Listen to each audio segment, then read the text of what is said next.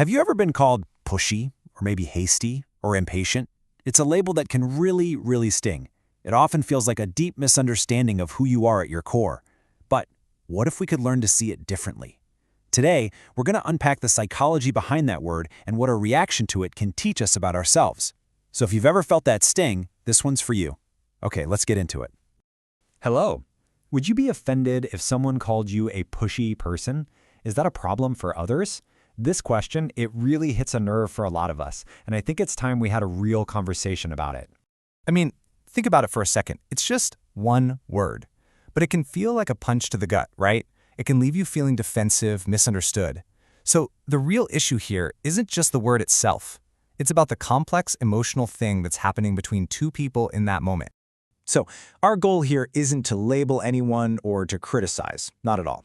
Let's just go on a little journey together to understand this very common human experience with a sense of curiosity and compassion. First up, let's try to reframe this whole idea. Think of it like music. Some of us have a really fast internal tempo, while others have a slower one. And neither one is better or worse, they're just different. So what if being pushy isn't some deep character flaw, but it's actually just a difference in our internal rhythm? In psychological terms, what some people call hasty can be described as a type of temperament. Now, this is not a diagnosis, it's just a personality characteristic. It's kind of like having a Ferrari engine in a world full of sedans. You're just wired to go fast. Your mind processes things incredibly quickly, and you have this strong built-in drive to get things done. In this slide, this just illustrates the core distinction perfectly. On one hand, having a faster tempo is a completely normal variation. Some of us are just naturally more reactive, while others are more reflective. But it can become a problem when that speed causes us to act before we've actually listened. You know that feeling when you get so excited to share an idea that you accidentally interrupt someone? That's a perfect example of how a fast tempo can create a little friction. Okay, so knowing that it can be a totally neutral trait, why does the label still hurt so much? Well, the answer to that lies deep inside our emotional core and our personal history. And that's exactly where we're going next. Now, what's really fascinating here is the idea that the word itself is rarely the real issue. It's our emotional reaction that holds all the valuable information. Think of it like a smoke alarm. The word is just the smoke, but our big emotional reaction, that's the alarm bell, telling us there's something important we need to pay attention to. So what might that alarm be signaling? Well, maybe you're just deeply sensitive to what other people think. Or perhaps it triggers a deep-seated fear of being seen as incompetent. Maybe it just brings you right back to a time when someone in your past made you feel small. It's all connected to our self-esteem and, of course, the specific tone and context in which that word was said. And this brings us to such a crucial point.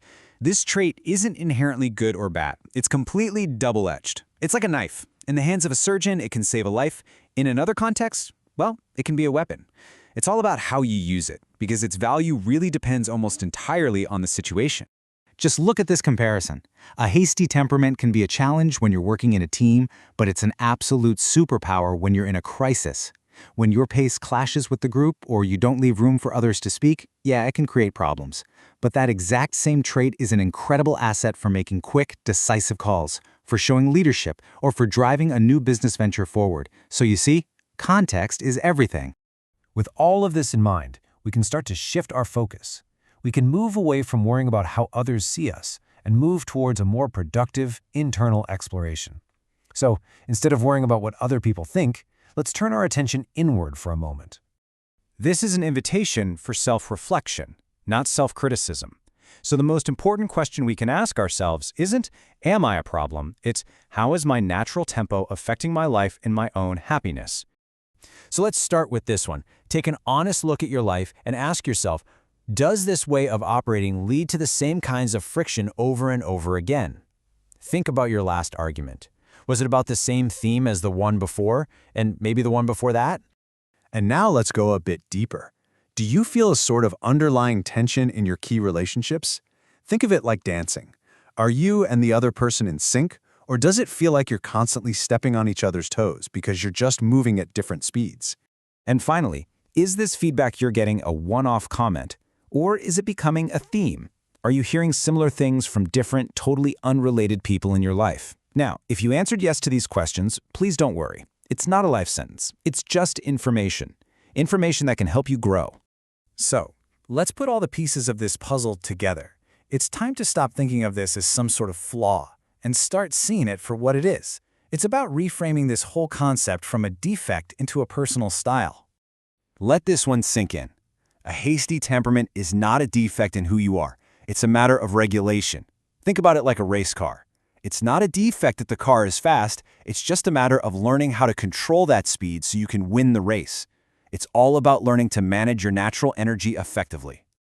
You have the power to master this trait. You can choose to consciously slow down when a situation calls for it. You can choose to practice active listening, to really truly hear others before you act. And most importantly, you can build the wisdom to know when your speed is a valuable resource and when it's just an unhelpful reflex.